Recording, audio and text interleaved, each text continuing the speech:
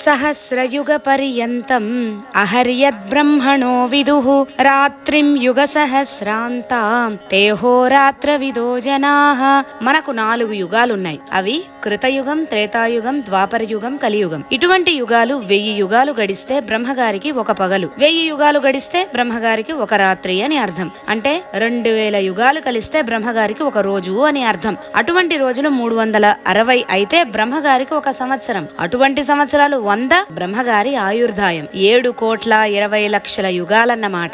ఏది ఏమైనా బ్రహ్మ దేవుడు. బ్రహ్మలోకం కూడా శాశ్వతం కాదు. బ్రహ్మగారి ఆయుర్దాయం కూడా సంవత్సరాల లెక్కకు లోబడి ఉంది. బ్రహ్మగారు కూడా కాలానికి అతీతుడు కాడు అని తెలుసుకుంటే చాలు. కాబట్టి బ్రహ్మకు కూడా ఆది అంతం ఉన్నాయి అని తెలుస్తూ ఉంది. బ్రహ్మలోకం కూడా కాలానికి లోబడి ఉంటుంది అని తెలుస్తుంది. బ్రహ్మలోకమే కాలానికి లోబడి ఉన్నప్పుడు ఇక మిగిలిన లోకాల మాట ఏమిటి? అన్ని లోకాలకు కాలం లోబడి ఉంటుంది కాబట్టి